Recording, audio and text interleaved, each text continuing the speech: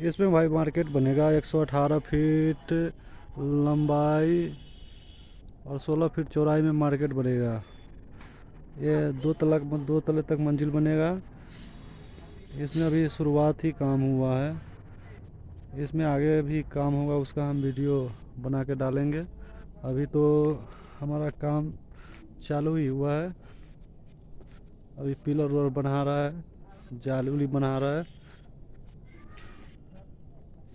अभी बना के रखा गया हुआ है,